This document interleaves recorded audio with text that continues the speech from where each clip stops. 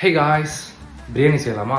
So இன்றைக்கி வந்து எனக்கு டே ஆஃப்னால் வந்து டேயில் எனக்கு இன்றைக்கி ஆஃபு. பட் எனக்கு இன்றைக்கி ஃபஸ்ட் நைட்டு.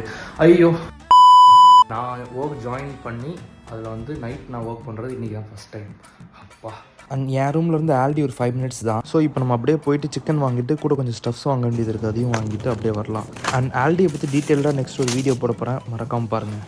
டேய், நீ என்னடா சொக்கா கூட இல்லாம முண்டமா நிக்கிற?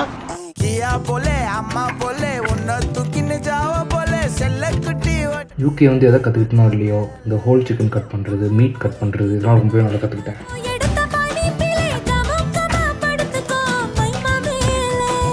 வாயில போட்டு மெல்லும் பீடா ஜரு தாமா, ஐயோ ஹிந்தியில சொன்னா நான் பியாரு கருத்தாமா. உன் வாயில போட்டு மெல்லும் பீடா ஜரு தாமா, ஐயோ ஹிந்தியில சொன்னா நான் பியாரு கருத்தாமா, உன்னை பியாரு கருத்தாமா.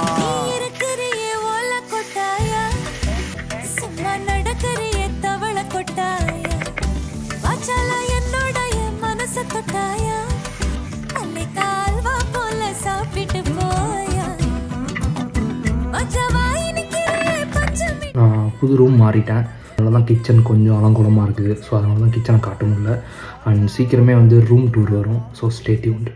சும்மா வாட்டமா இருக்கிறிய வாட்டர் பாக்கெட் மூஞ்சி காஞ்ச மிளகா போல இருக்கிறேன்னு காஞ்சு என் மனசு உசுப்புறியே நீ மீன போல அஞ்சு.